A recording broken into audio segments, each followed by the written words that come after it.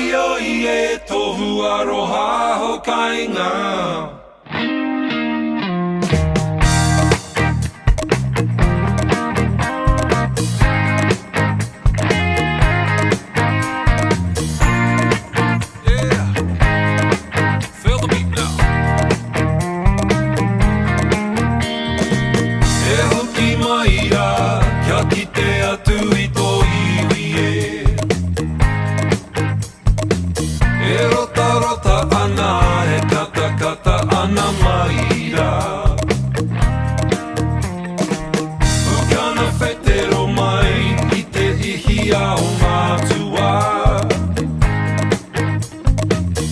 Ki te atua no I toa tahua a kanapana.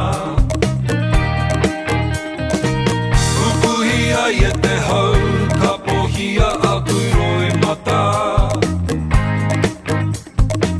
Kapioioi e tohu aroha hokainga.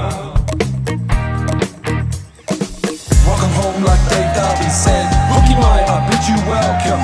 We sway like a bee waka waka. With a fist pukana, ihi, wehi, wana, mana. We show love cause that's our kawa. This is home where the roots run deep. Let the spirit fly with this homecoming beat.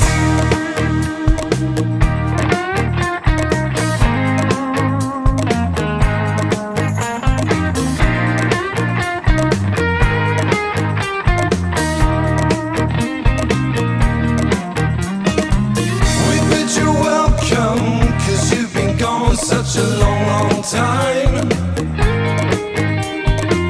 From the depths of the ocean to the heights of the mountain tops. Body swaying like a bee, waka waka, we're showing our love. Stay connected to your whānau, cause it's the real love.